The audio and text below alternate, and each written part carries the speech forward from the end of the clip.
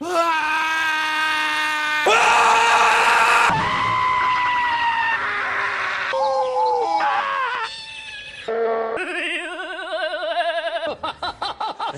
where are my socks? Honey, where are my socks? Honey, where?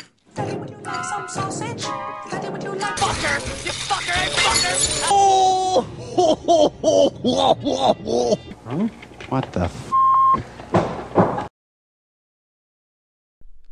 Hello again, everyone. This is Bionic Slime. I'm your online voice for reviews of your choice, and this is another installment of BS Reviews.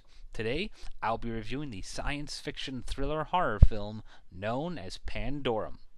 Pandorum is brought to you by Constantine Film Production and was directed by Christian Alvart and written by Travis Malloy. It has also been noted that it's been famously produced by Paul W.S.F. Anderson, I think that's how you say his name, who brought us the Resident Evil film franchise. Not surprising since this film is so eerily similar to it. It stars Dennis Quaid as Lieutenant Peyton, Ben Foster as Corporal Bauer, Cam Gigandet as Gallo, Antje Traue as Nadia, Kung Lei as Man, and Eddie Rouse as Leland. The plot of Pandorum. Pandorum takes place in a futuristic world where we find a mysterious spaceship known as the Illyrium, if I'm not mistaken, that has been floated in space for countless years. We awaken along with our two main characters, Peyton and Bauer, as they become stirred from their cybernetic hypersleep induced by the cryogenic chambers. When they awaken, they discover that everyone else on the ship appears to be missing or is dead.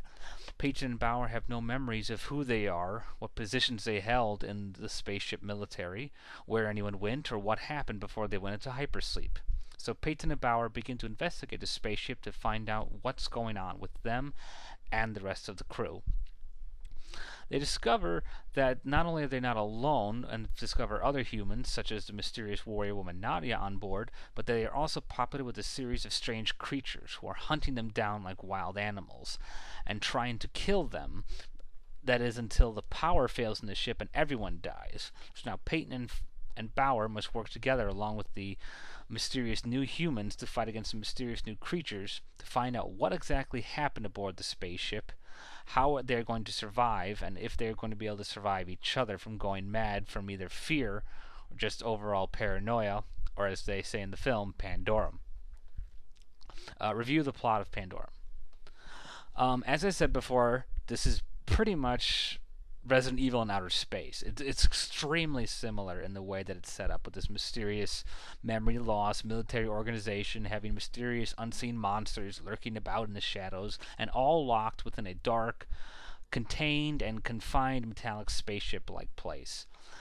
Now, having said that, this kind of presents a problem for I'd say about the first 20 or 30 minutes of the film, because it really starts to drag and becomes very repetitive and seems like, again, almost like it's already going to go straight to Resident Evil. So I had about given up hope for this film as I'd watched this, and I already figured I had this expected pretty much right from the get-go. But then as I'm watching it, right when we reach the part when Eddie Rouse's character Leland is introduced and we start getting some explanations about the film, things start to really pick up. This film is pretty much a suspense thriller, with not only the monsters being the terror aspect of the film, but the ship itself. Everything is very dark, macabre, creepy, and flashing lights, and very eerie, and just like a hollow haunted house in outer space thing, like Event Horizon similar. But the nice thing about this is that even though this is sort of a tired setup, they manage to kick you in right when you think you're getting bored. They kick you back to consciousness with some amazing surprise revelations about what's actually going on in the spaceship, what's happening with the creatures, and most importantly, what's happening with the people. And that's where I think this movie really starts to shine, is when we start getting into the whole aspect of the madness, of the Pandorum that they're talking about. And this really works well with the characters, much better with the story than it did in the initial starting. I mean, the initial story startup is interesting with the whole memory loss thing, but eventually, I said, it becomes dragging at first. So when you first see this movie, you got to be prepared to take care of some sluggishness in the beginning, because it's really then that I think the movie starts to pick up. And I wouldn't say this unless I thought the story material was really juicy enough for you to sink your teeth into, and by God, it really is. This movie had a whole plethora of interesting, inventive, and shocking surprises to pull off you that and even I saw coming. And I thought I had this movie pegged from the very beginning. This movie has some nice surprises, and I was very impressed with. And the atmosphere that they kept in the film made it very, very creepy. It wasn't really scary, wasn't really gory, and there wasn't even that much nudity. It's mostly just language. I mean, there were some gore parts, but overall, this movie's more atmosphere. And in that area, it definitely accomplished its mission. Review the characters. Surprisingly, there's aside from Dennis Quaid, there isn't really anyone famous in the film, and that's not a bad thing because it turns out we actually got a really damn good cast here. I've been actually a big fan of Ben Foster for a while. I absolutely adored him in 30 Days of Night. I think he's a really talented young actor, and I don't think he's given much with this role. This is a very limited role, but he managed to still do what he can with it, and for that I respect him. I actually really like Dennis Quaid in here as Peyton. He gave some new depth to the character that I didn't think he could come up with initially, and he definitely made things interesting. Antje Traue as Nadia, she was good, she was interesting. She kind of needs to speak up since she kind of talks in a soft-spoken voice, so it's kind of hard to see and hear what the frick she's saying. Like I said, a lot of surprising new actors. Eddie Rouse as Leland. He was very interesting. I mean, he seemed kind of cliche for the aspect of it, but he worked really well. But by far, my favorite in terms of the overall performance of this film was Cam Gigandet. I don't know the hell if I'm saying that right, but I don't care because he was just freaking incredible as the character Gallo.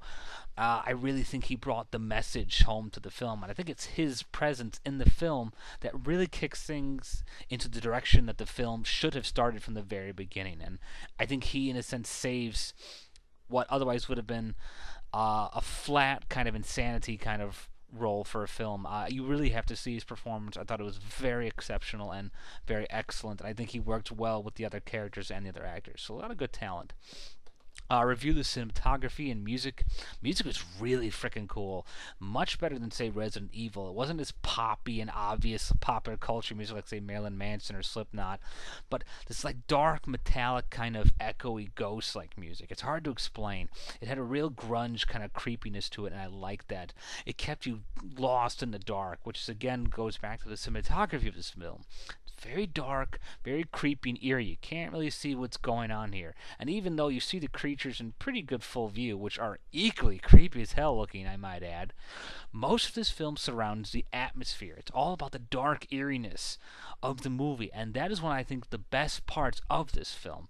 There are a lot of movies that have jump scares that you just come out to go blah to scare you out of your pants, but this one keeps you on edge and on your toes because of the environment, and that's hard to do. It's hard to make the area around you scary because people are more scared of living things that can actually come out, the unknown, whereas here you're surrounded by the unknown, and it's kept in good suspension mode because of the flashing lights, the creepy grunge music, and the dark, echoey presence of the spaceship. So I was really happy with that, and I think that's what essentially made this film as creepy as it was.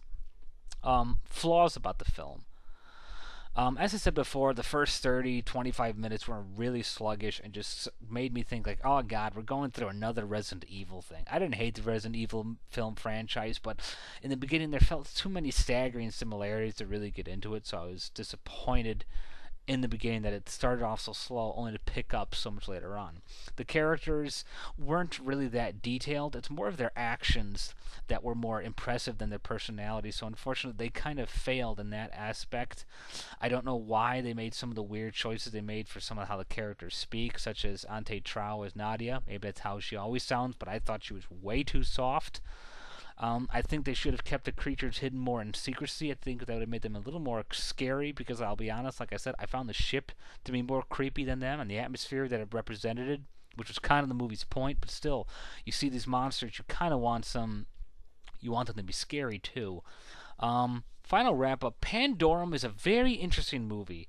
I think any critic online or otherwise, who's telling you this is a very simple and stupid movie, obviously didn't stay with the film past the original 25-30 minutes. And I'm glad that I was not one of those people because I discovered an interesting little gem of a movie. This movie does not break any new barriers in terms of the horror genre. It's not really that scary. It's more creepy. It's not really that gory. But on the other hand, you got a nice rounded performance of some excellent actors who give creepy, genuine, honest performances. The atmosphere is absolutely spellbindingly terrifying with the ship. I love the music here, an excellent supply of twists and storyline turns. This movie really does get better as it goes on, and I think people will get discouraged at the beginning, but when you really sit through this movie, you're finding that there's something really, truly interesting and creepy about Pandorum, and that's what I was looking for, and that's what I'm so glad I got. Bottom line, I give Pandorum 3 stars out of 5. Well, that's all for now. This has been Bionic Slime for BS Reviews. Thank you all for listening, and goodbye for now.